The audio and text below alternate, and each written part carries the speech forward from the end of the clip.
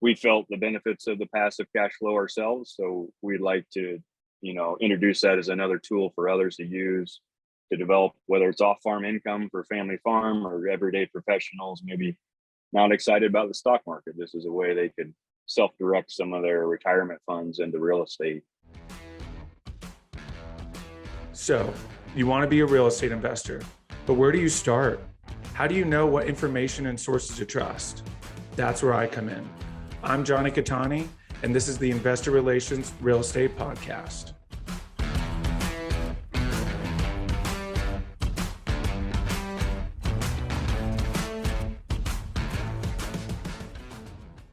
Hey guys, real quick, before we start, go to investwithcatani.com and download my free ebook, Is Commercial Real Estate Recession Proof? Now to today's show. What's up, guys, and welcome to another episode of the Investor Relations Real Estate Podcast. I'm your host, Jonny Catani, and I'm joined today by Mike Downey. Mike is a self-proclaimed Iowa wannabe farmer.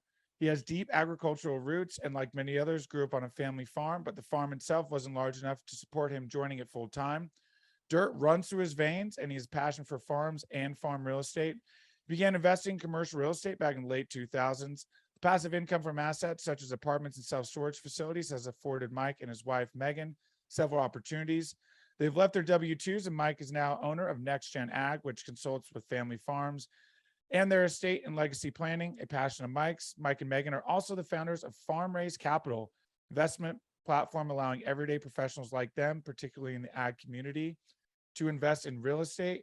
Mike, welcome to the show. Well, hey, thank you, Jonathan. Appreciate the introduction. Absolutely. We're stoked to have you. And I do encourage you guys to go and watch this one on YouTube, because in true Iowa farm boy fashion, Mike is sitting in a tractor right now recording this podcast. He is not running it, which is why it does sound so quiet. Although we have been informed that new technology, we probably wouldn't even know. So we love it. We're grateful to have you. I'm curious how you discovered commercial real estate and passive investing, kind of growing up on a farm. So let's start there. Yeah, you bet. It was always my dream to buy a farm. My grandpa came back from World War II and started the family farm I grew up on basically from scratch. But the thought of doing that today with the capital required, the cost of equipment and everything is almost impossible. But still, that was always my dream. And with my first job out of college, I literally had this down payment fund. And that's what I labeled it in my bank account, or I was just trying to stick some money aside. That was my down payment fund to buy my first farm. The problem is, if you want to buy a farm in today's economics and have the income from the farm float itself to make those payments, you almost need to come up with 50-60% of the purchase in cash just to have the farm float on its own. So from a cash flow standpoint, it just doesn't make a lot of sense. And that's where I just started almost trying to look for, what other ways could I put this money to use? And I wasn't a big fan of stock market. I had a 401k already through my W-2. And anyway, like many that you've maybe interviewed before, a book that kind of got me really thinking was Rich Dad, Poor Dad.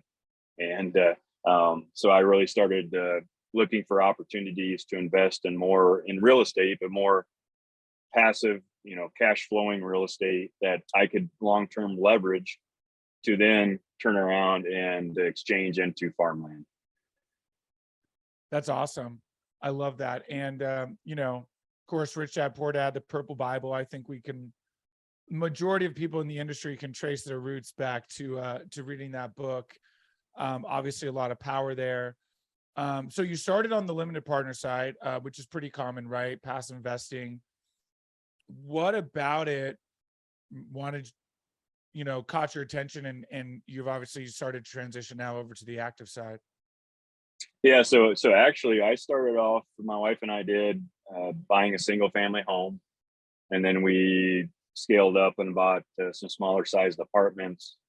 But the problem with that is it takes our time and the active management part of it. And that's where we discovered more of the passive investing as a limited partner, and maybe in even stronger markets than Iowa, a lot of the Sun Belt states. And that's really kind of what was the aha moment for us to start investing that way and leverage the experience of others, where the pressure isn't necessarily on us to have to find the good deals, manage it ourselves, and so forth. So we've just kind of built that, in time. What started to be a way to generate equity to buy land is kind of developed into other things. Allowed us to maybe leave W-2s to start our own businesses and self-directing IRAs, and in full disclosure, or coming full around, has we've been able to allow us to buy a farm of ourselves. That's awesome. I love that so much. And one thing that I love that's in your portfolio is self-storage. I've talked to death about self-storage on this podcast. Incredible asset. In fact, just read some data yesterday from Marcus Millichap. Self-storage as a whole is up 15% this year versus the stock market, which is down 24%. So huge delta there. What was it about self-storage? A lot of people don't discover self-storage early on in their career, right? The big sexy is apartments, which you guys kind of started in. What caught your attention about self-storage and, that pursuit? I can still remember literally we were, watching the news one night, and there was an apartment fire in a large complex in a larger town that we lived nearby. And we both looked at one another and just, kind of realized that, we'd already been kind of talking about self-storage and looking, and, now that it wouldn't be a nice thing or a good thing to have a fire in a self-storage garage, but at least it's stuff and not where people live and families. And that's kind of where, and, as we read it, we liked it as an asset class, just like apartments, because it's recession proof, kind of what we're going through right now. And people need a place to live, and people like a place to store their stuff. Absolutely. I could not agree more. So, obviously are you and your wife business partners as well in any of your ventures or all the ventures? So one of the trickle down things from COVID was my wife also stepped down from her job, and now is helping in my consulting business, where I work with family farms on their legacy planning, but also is very kind of the newer venture of ours is Farm Raised Capital, where we are basically have a platform to allow others in the ag community, or even everyday professionals like us, to invest together into these type of opportunities that otherwise none of us could probably take down ourselves, just because of the size of them. And most people think of them that only the super wealthy, high net worth individuals can purchase. I love that. What have been some keys for you guys? Because obviously you were in the W-2 world, right? So we're business partners. We're just obviously life partners. Mom and dad obviously have a family. What have been some keys in transitioning to, obviously managing the family, the farm, and all of that, but also, now you guys are business partners? Sure. Yeah. No, there's obviously some benefits, just the time freedoms, and I really had a great experience with the W-2 I was with. But there were some weeks that I would leave to go to work before I'd see the kids, and when I come home, I'd see them literally for 2 hours. So obviously there's pros and cons of self-employment and entrepreneurship, but certainly the time freedoms to adjust our schedules has been one that we really enjoy. And but it comes with growing pains, and but a lot of it is just being good at your time management and making sure to time block for family and what's important as well. Yeah, absolutely. I love that. What have you identified as, for you and your wife as business partners, what have you identified as your roles? Obviously you guys, probably aren't good at the same things. And, so what are kind of your strengths and what are hers, and what have you identified as your individual roles? You bet. As far as my strengths, I have a background in asset management, more on the farm management side. So, getting out and managing the assets, certainly I'm not afraid of that.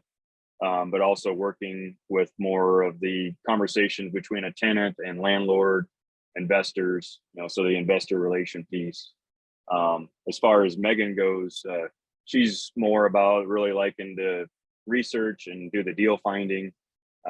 loves to go out there and just look at different opportunities in our target markets. And but yeah, certainly is very important on the back end of everything, but isn't so much the one that wants to be the face of the company or the ones necessarily talking to the investors or those investing along with us.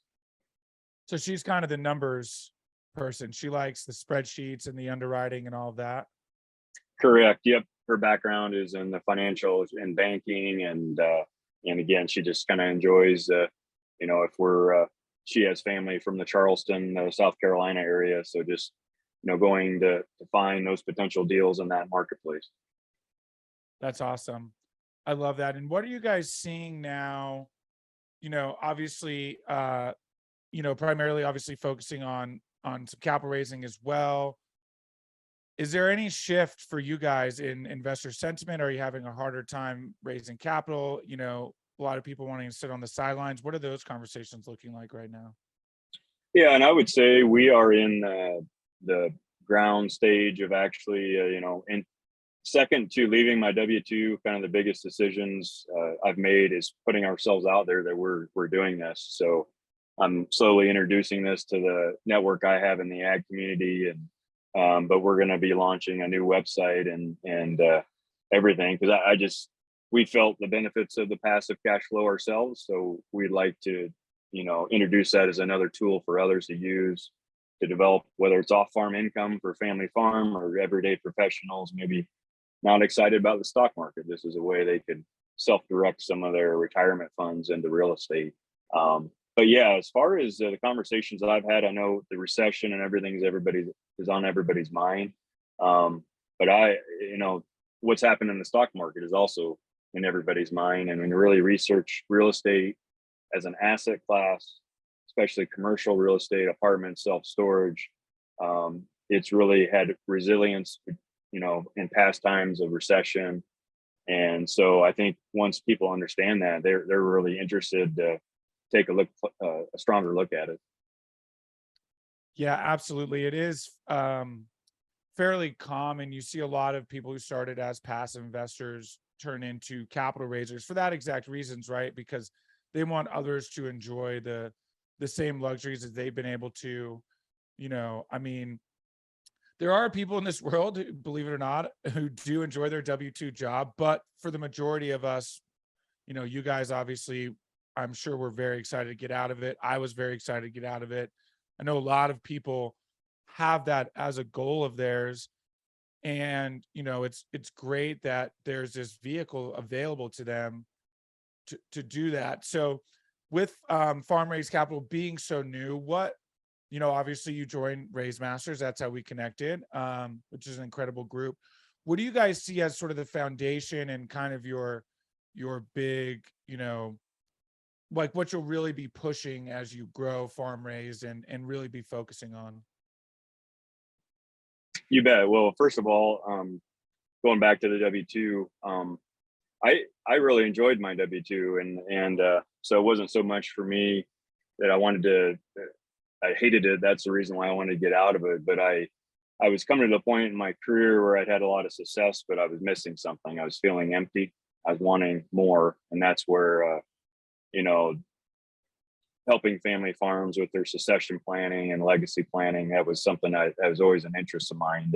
But that passive income, again, from away from the W-2, helped me give that courage to do that and take that leap of faith. As far as farm raised goes, I really think, our niche is going to be the ag community. That's where my background is and what I live and breathe. But certainly this platform could be available to anybody, any professional within our, friends and family network as well. But yeah, every day I work with family farms, the question of cash flow comes up. And there's a lot of, especially as we try to transition to the next generation, a lot of them are looking for off-farm income through other enterprises, seed businesses, crop consulting, selling crop insurance, building livestock barns is another source, but those all take time. And what I like about this model is it can be a way to develop that off-farm cash flow, but not necessarily take as much as your time. So you can focus on the farm where people want to be. And that same thing could hit home for anybody out there, whatever it is. Our interest is farms and farming and long-term buying farmland, but that could be applied to anybody, and whatever it is their real passion is that they're seeking. Yeah, absolutely. I love that. That's awesome. And obviously, between the two ventures that you have, obviously very plugged in to the ag community. Are you finding that they're receptive of, sort of different branching out ideas? I had a family farm, still have a family farm in southern Idaho, and my family, my grandpa and my dad are just old, stubborn farm boys. Have you found that, they're receptive to these new, different ideas than, the tried and trues that they all grew up with? Sure, and I think I'm gonna have a lot more conversations in my future, but so far the ones I've had they've been very receptive to it. The younger generation, looking for sources to get in, and the entry point into this that we haven't hit on is another reason why I shifted this way is the entry point is a lot easier versus coming up with the down payment to buy a farm or buy equipment, whatever it may be. But I really like it because even for the retiring generation, the retiring farmers I worked with on their estate planning, none of them like to pay taxes. And another benefit of this passive investing through commercial real estate we haven't talked about is the strong depreciation that it can generate to offset other passive income. So a lot of retiring farmers, the only tax deduction they have is really nothing after they've retired because they're not purchasing equipment anymore, buying crop inputs to have expenses. So this is another way to create some depreciation, some expenses to offset their farm income during retirement. Interesting. Yeah, that is a very fascinating point, and really one of the big ones that I drive home with even non farming investors as well, because that's such a huge benefit that you get, from passive investing in real estate in general. And so I guess that makes a lot of sense. There's probably not a lot you can depreciate on a farm, right? Because you can't depreciate land, even if it is farmland, or can you? No, you're correct. You cannot depreciate land. There is some things you can depreciate like tile and fences and structures and fertility. You can document there's excess fertility levels. But for the most part, there is not a lot of depreciation available. So yeah, that's again with the commercial real estate model with apartments or self-storage, as you know, through studies like cost segregation studies, if you make an investment, for example, of 100,000 into a passive as a limited partner into the syndication that is buying this complex, that $100,000 investment, you might get kicked back anywhere from 50 to 80% of tax deductions in that first year to offset other income. Yeah, it is such an incredible tool. And obviously this is the last year of 100% bonus depreciation. So I know a lot of, a lot of investors trying to jump in, get into deals now, while we can still take advantage of that. Of course, next year it drops to 80 and then goes down, in denominations of 20 from there. Hopefully, though, fingers crossed, Congress revisits that and we get back to the 100% bonus depreciation. So as you guys move forward now, obviously you're in the middle of a harvest, so I know that's probably the big thing on your mind right now, but what do you guys, getting farm raised capital going, what does the next, year, 2 years look for you guys and moving forward? Sure. Yeah. No, I just continue to do what we enjoy with the transition planning side. But as we build farm raised capital, just a sister company that, as we look for key opportunities to share that with others, if they have an interest in investing along with us and creating a platform or almost a guide to expedite what we've learned in the last 10, 11 years to put this together as almost no hassle free, if you will, way to invest passively with other like-minded people. And we can see, my hope is that'll grow and just be another tool for people to take a look at as part of their overall portfolio. Absolutely. And then do you plan to stay on the passive side of things, even with, bringing in others, or are you looking to get on the active side? So I am on the active side on two apartment syndications right now, one in Tampa and one in Houston.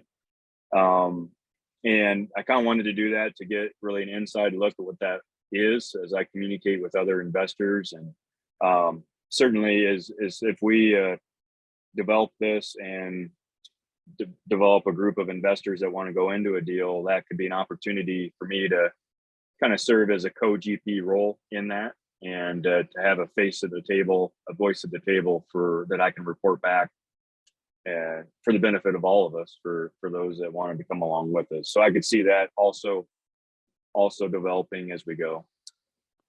That's awesome. I love that. Yeah, that's really, really a great perspective, right? Worst case scenario, you at least have that perspective. Of course, one big model is the co-GP model, especially when you're bringing in capital, and having that sort of resume where you've, been in that role really gives you a good opportunity to, partner with someone maybe more experienced, but you obviously also still bring experience and of course capital, which really you'll always have a seat at the table when you can raise money. That's what I always say. Well, and then with my 20 plus years of experience in actively managing properties, I think um, I don't know if I could truly just be aside and be truly passive. So, having that voice at the table to make decisions with repair, capital improvement projects, or just the overall business model for the benefit. Because, this is something I'm taking real serious, to put ourselves out there and allow others to invest with us. But on the flip side, they're bringing their own money, and there's risk in everything. So obviously, we take this really serious and want to make sure everything is managed properly.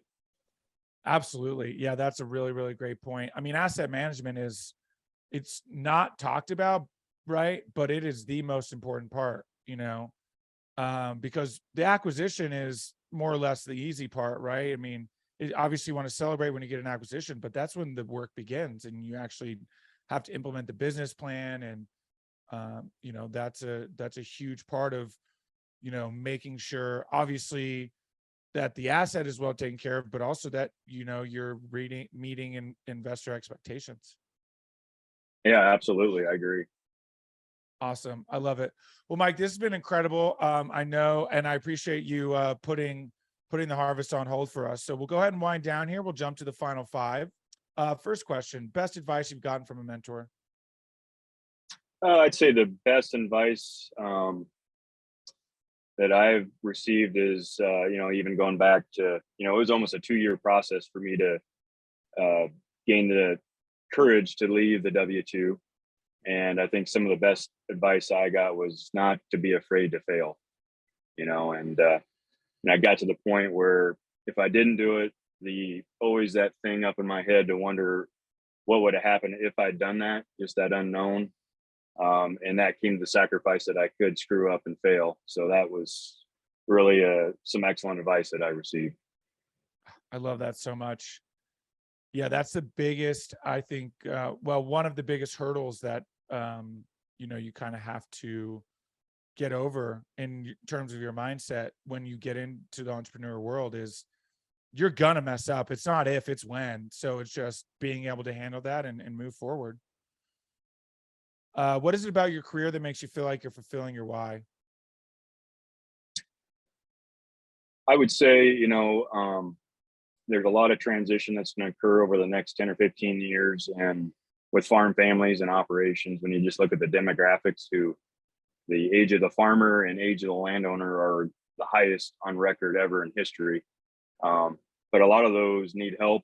They know they need to do something, they just don't know where to go, or how to do it, or even to start. So being a resource for family farms, where my heritage is, my passion, just coming home at the end of the day, knowing that I helped the family farm to get to the goal line where they're heading, that has been very fulfilling for me. I love that. That's awesome. Favorite non-real estate or investment related book? When I look back on my journey, and this a book was recommended to me, actually, ironically, from a retired farmer I'd worked with for close to 20 years, who I respected enough to ask him some questions on what I was thinking. And but a book called Halftime by Bob Bufford, talking about going from success in your life to significance. That was a book that I read that was really an eye opener for me. And I was probably in my late 30s when I read it. And one of the key points was in that book was, if you don't make a key life change by the time you're 40 to 45, you're probably never going to make it. And but again, it wasn't like I was totally unhappy in my prior career. I'd experienced a lot of success, but the book talked about if you're reading this and feeling empty or missing something, it's probably because there's a calling out there that's trying to call you to do something more with why we're all here. That's awesome. I love that so much. Oh, wow. I added that to the list. Looking forward to reading that one. If you could have any superpower, what would it be? I would say, being driven is one thing I've always been. That, even now, as I've launched a couple new companies, there's been a lot of stressful and sleepless nights, but always maintaining driven and striving toward goals. But even that book I just referenced talked about being driven versus being called. And I think that was kind of what was going on at that time in my life, almost my halftime. Call it a mid career crisis or whatever you want. But I think there was a lot going on, and sometimes we're so busy that we don't stop and really just reflect on what's really happening right in front of us. Wow, that's awesome. I love it. Last one. What's the best way for people to get a hold of you and learn more? Sure. No, our new website is Farm Raised Capital, and my email will be Mike@FarmRaisedCapital if you want to shoot me a note. I'm out there on the social media channels. And then one thing I'm also developing there, when I look back on my journey, there was like a one aha moment for me. And if people want to read about that, I'm putting together just kind of a quick 1-page read if they would like to. And that's going to be out there on the website, whatswealthmean.com, What's Wealth Mean. So. Awesome. We'll link both of those in the show notes, make it super easy. Mike, this has been incredible. Thank you so much for your time. Well, hey, thank you very much. Thanks for having me on. Absolutely. Hey guys, thank you so much for watching today's episode. I hope you really enjoyed it. Listen, I know it's cliche and you hear it all the time, but please don't forget to like and subscribe to the channel so you know when the next video is coming out. Even though this is technically a daily podcast, you know it's coming out the next day. We have a ton of content coming your way. So please like and subscribe. It helps a ton. Leave comments. Would love to know what you guys think. And we will see you on the next one. Thanks so much.